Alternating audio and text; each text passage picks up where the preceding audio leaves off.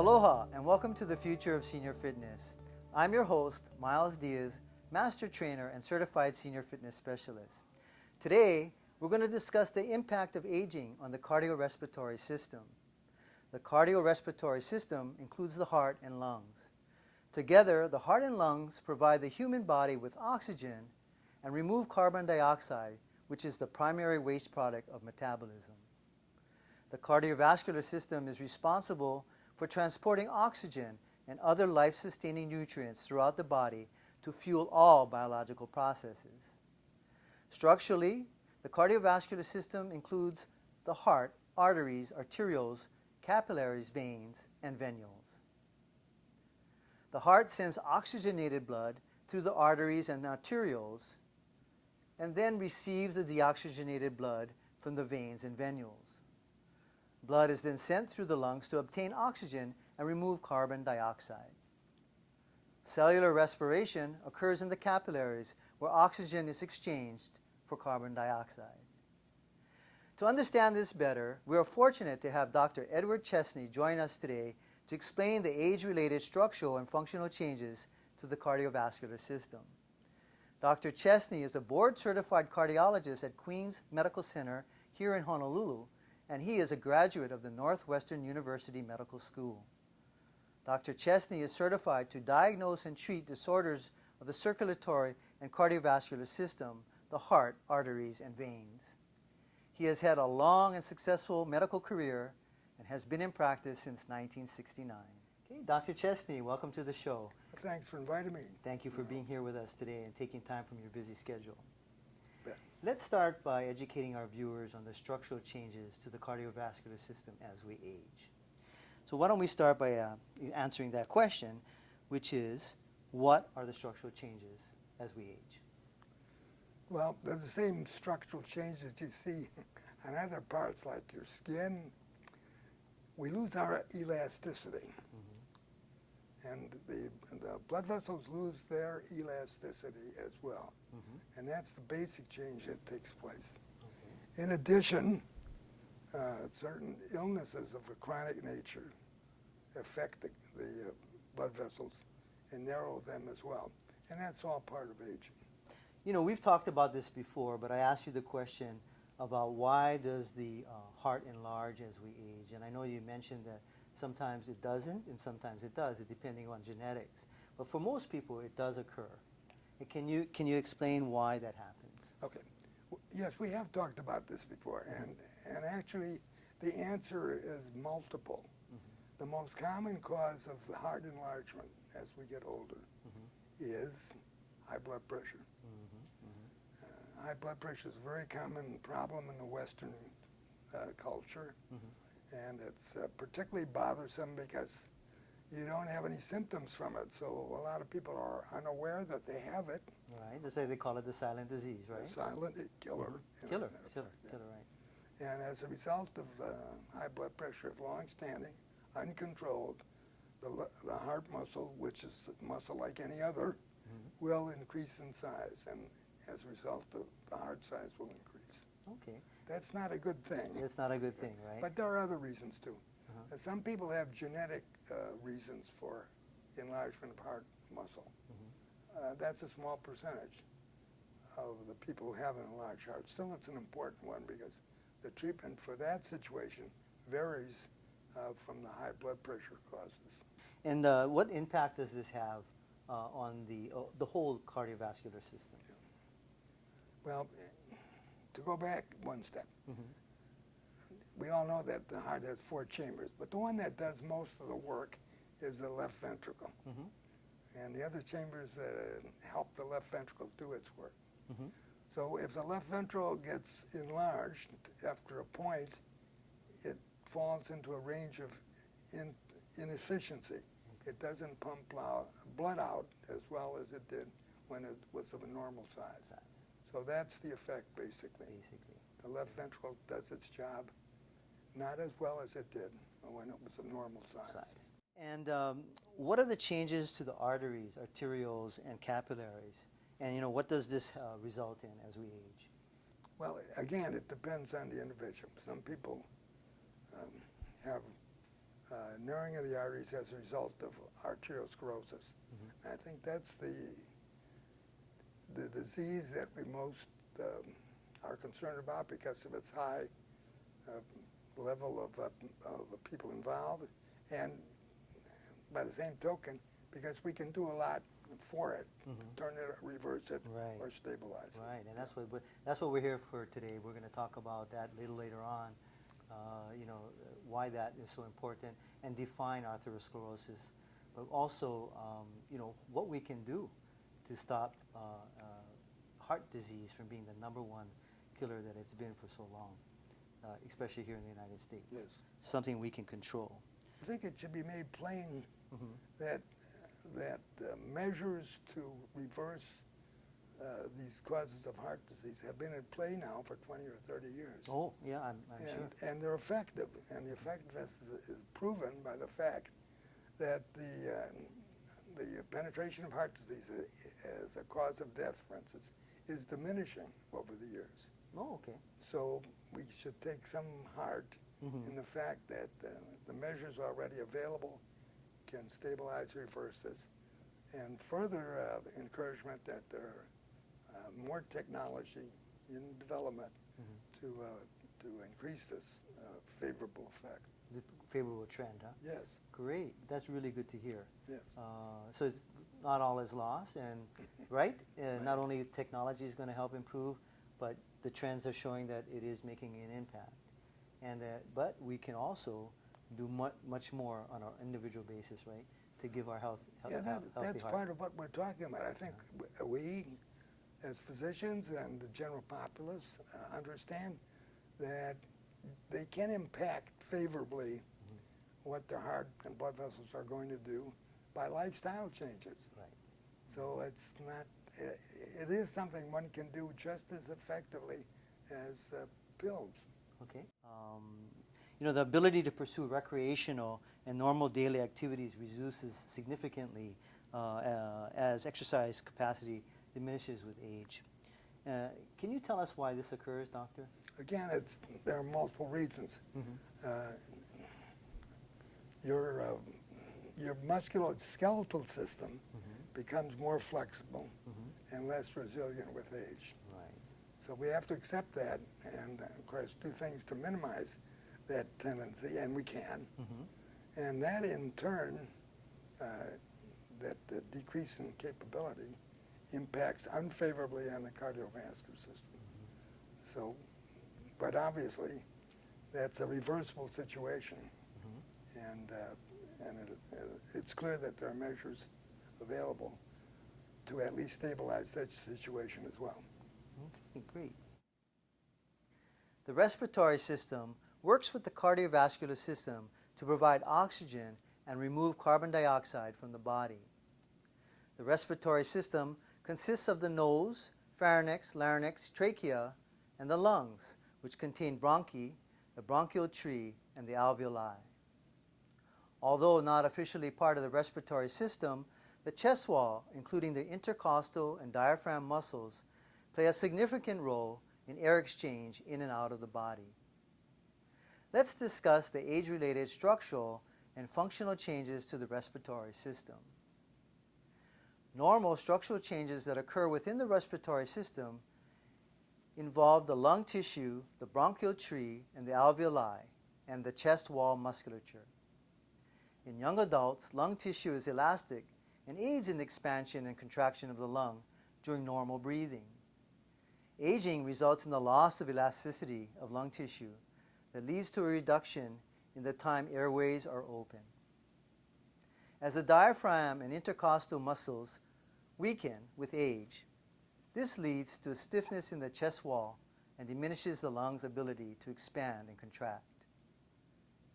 These structural changes have little effect on the functioning at rest, but may affect exercise capacity and the ability to participate in activities that place a significant demand on the cardiorespiratory system. How does the respiratory system work with the cardiovascular system?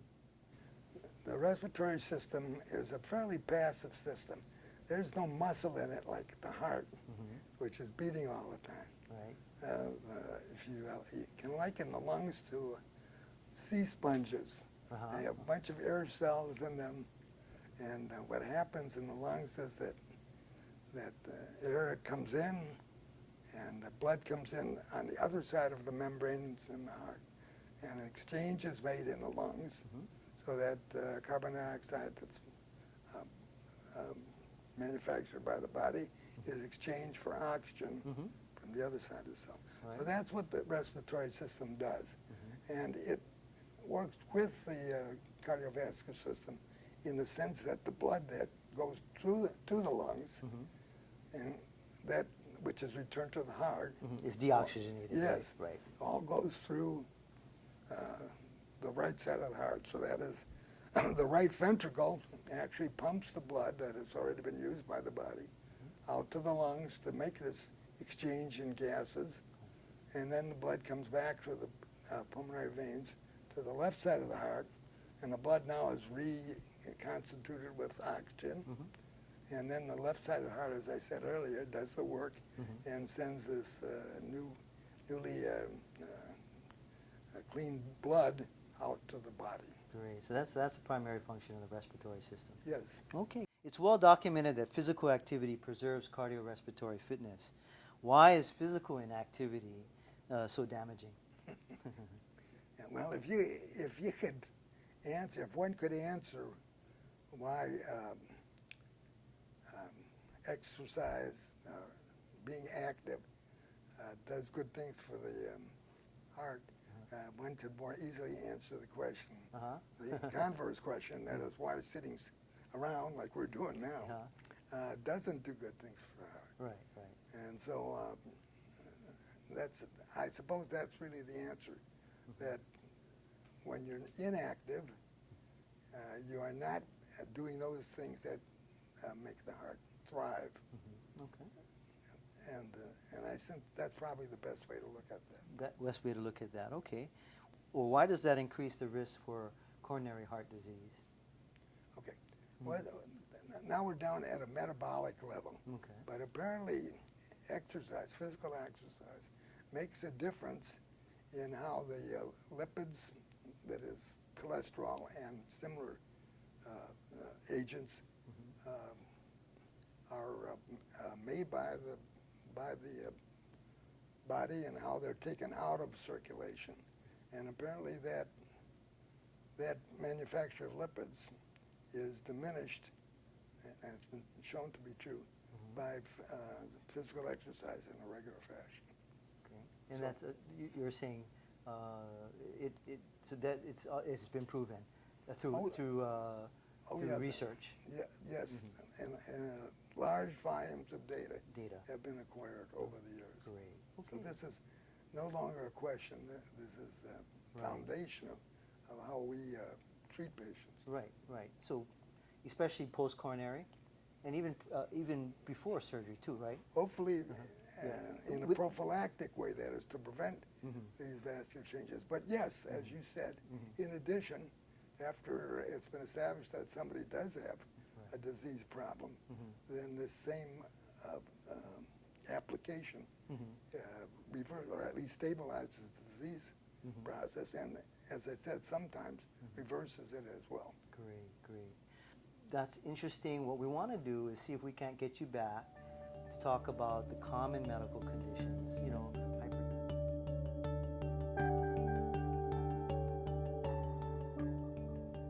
Aloha, and welcome to the Future of Senior Fitness. I'm your host, Myles Diaz, Master Trainer and Certified Senior Fitness Specialist. Today, we're going to learn about common medical conditions that affect many senior citizens and how exercise can help improve these conditions. We will also learn how to modify exercises so that they are safe and effective for these medical conditions. Almost all older adults suffer from at least one chronic health condition. Many of these conditions increase the likelihood of developing additional chronic conditions. For example, hypertension increases the risk for stroke and coronary artery disease. Cardiovascular disease is the #1 killer for both male and female adults in the United States. There are more than 20 different conditions that are collectively referred to as CVD, but the majority of deaths from CVD are attributed to coronary artery disease. Coronary artery disease is the end result of accumulated damage to the walls of the blood vessels that provide the heart muscle with blood and oxygen. These coronary arteries undergo significant structural changes as a result of the buildup of fats inside the vessel walls. Eventually, the buildup of these fats restricts the flow of blood to the heart muscle and causes myocardial ischemia, a lack of oxygen delivery to the heart muscle. People who are diagnosed with or show an increased risk for coronary artery disease should obtain written physician consent prior to engaging in an exercise program, and they should adhere to all exercise recommendations that are made by their physician. They should exercise with supervision and with fitness professionals who are certified in using an automated external defibrillator and CPR in case of cardiac arrest. They should take any required medication prior to each exercise session and do not exercise if blood pressure is above 180/100 mmHg. Along with unmodifiable risk factors, there are several important chronic conditions that can increase a person's risk for coronary artery disease. These conditions are strokes, hypertension, and dyslipidemia. Let's discuss strokes first. There are three types of strokes. A stroke is the result of blood vessels in the brain that are damaged or blocked. 80% of all strokes result from a blockage of the cerebral artery through the process of atherosclerosis. Here are the types of strokes. The first is an ischemic stroke due to the blockage of a cerebral artery from a clot or advanced atherosclerosis. Second is an intracerebral hemorrhage due to the rupture of an artery inside the brain. And the third is a subarachnoid hemorrhage due to the rupture of an artery in the space surrounding the brain. Here are some stroke statistics. Approximately 795,000 Americans suffer a stroke yearly, resulting in over 140,000 deaths. Stroke is the third leading cause of death for people over age 65 living in the United States, trailing only heart disease and cancer. African Americans have almost a threefold greater risk of ischemic stroke. Stroke is the leading cause of long-term disability in the United States. Older women are more likely than older men to have a stroke. And almost 100,000 people who have had an initial stroke will have another within a year. Doctor, thank you so much for being on the show, and welcome to the Future of Senior Fitness. Thank you for asking me. Great. We want to talk today a little bit about strokes in particular. So let's turn our attention to the ischemic stroke. And that's something that I've already talked to the viewing audience about, and why it's 80% of strokes that occur. Yes. Okay, so can you tell us what an ischemic stroke Okay. is? I will indeed.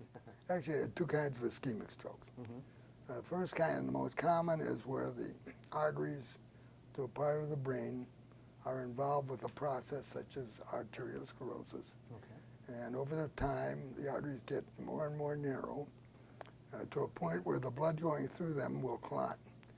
Mm-hmm. And by clotting, the blood going to a particular part of the brain then is cut off, and the brain is without oxygen and nutrition. And that brain is killed. That part of the brain is killed. And that's what the basis of a stroke is. Okay. There's another kind of ischemic stroke that is the result of a clot coming from somewhere else in the body, mm-hmm. and going into the artery system that supplies the brain, and finding an artery that's the same size as the clot is, and that will abruptly plug up the artery, and the same process then ensues. There's no blood going to a piece of the brain. That piece of the brain is killed. The function of the body that part of the brain governs is stopped. And now those two different ischemic strokes, do they have names? Yeah, one is called, as you said, an ischemic stroke. The other is called an embolic stroke. Okay. But the mechanism of what it does to the brain is ischemic as well. Ischemia just means a lack of blood supply to a part of the body. Great. Thank you for clarifying. What are the chronic conditions that increase a person's risk for a stroke? Yeah. Well, obviously diabetes stands out. Hypertension probably is even more important than diabetes. High cholesterol over the years contributes as well. Apparently smoking does as well. Okay. And All things that we can control. yeah, pretty the much. ones I've mentioned we can control. There's some genetic influences as well, and then you just have to pick your parents better, I guess. Okay. All right. What lifestyle modifications can people make to prevent and manage these conditions? Okay. There's no mysteries here. We all know these lifestyle changes, but I'll go through them. Obviously, if you're diabetic, you have to get your diabetes under control. Right. If you have high blood pressure, you got to get your high blood pressure under control. And that's not hard to do with medical help particularly. Right. If you're overweight, you have to lose weight. Okay. That's some of them anyway. Okay. Okay. And then what type of exercise would you recommend for this particular? Okay, this I find is most important because it exists in how I handle a situation. You have to find an exercise that is acceptable and even palatable to you, because otherwise you're not going to continue with it. Right. You won't be compliant. Yeah. Yeah, after 3 months, the initial enthusiasm is gone, and you're back to sitting watching television. Right. So right. pick something you like to do. Good. Good. That's But, the number one thing. Yeah. Right? Secondly, it's got to be an effective exercise, and the things that have been proven to be effective, with a lot of data to underline the proof, is exercise such as running, and some, as it turns out, weight training is effective as well. Great. So a combination of both of those kinds of exercise is effective in making things better in this area. Okay. And when you say, when you're talking about running, you're talking or biking or anything that's aerobic in nature. Yes, I should have used the word aerobic. Thank you, Myles. But that's, and that kind of exercise, do you recommend that it be in a certain target heart rate, or what acceptable heart rate for the age group? Yeah, some people really do need a heart rate established, particularly those who have already had clinical manifestations of vascular disease. Right, right. But for others who luckily have not had any problems yet, they can go to their to the heart rate that is comfortable for them, or even more scientifically, if one happens to have done a treadmill stress test along the way for one reason or another. Right. The numbers from that test will tell you exactly what your target heart rate should be. Right. Okay, good. And I know there's all different types of ways that we can determine what that would be for someone, just by taking their resting heart rate and using a formula to figure out what would be a high and a low target heart rate. But I think that from what I understand, the Surgeon General recommends anywhere up to 80% of your target heart rate. However, again, that might be a little bit too much for some people. So again, for the older adults, I think the ranges is more between 40 and 50 to start, and then progressing up. But they have to be comfortable with it. Also, resistance training Yes. is a way to help guard against this particular condition. Yes. Yeah, and that's a really good point, and I don't think a lot of people know that. Sometimes you think, it's just working your aerobic system, but when you can do the resistance training, it also helps in a lot of ways. It helps prevent muscle deterioration. Helps keep people weight down as well. Yes. Because and that also it helps with people who have bone density problems. So there's a lot of different ways that resistance training can even helps with blood lipid profiles. Let me ask, emphasize what you're saying. I see a lot of older patients in my practice, and one of their problems that jumps out at me is that they're losing their upper body muscle mass. And that really does disable them in everyday activities. It does. And one way to reverse that and maintain what they've achieved after they've reversed it is what you're talking about. Resistance training, particularly with the upper body. Right, and I guess a lot of people don't realize, when they think of resistance training, they think of weights. But, you can also do resistance training with your body, with bands, and there's other ways to be able to help increase your muscles and stuff like that. So, yeah, I'm glad we brought that up because, there's sometimes there's an adverse reaction to resistance training. People think, oh, I don't want to get big, or I don't want to, or it's kind of hard work actually, because you really have to kind of put some effort into it. But that's a very good point, and I know that even with some of my clients that I've had, I noticed that when you lose upper body strength, now it's hard to get up out of the chair or to grab for something, or so it really does not only help all those things, but it helps in the activities of daily living as well. I agree. Right. Until next time, this is Myles Diaz wishing you the best in health and reminding you that health is your only wealth.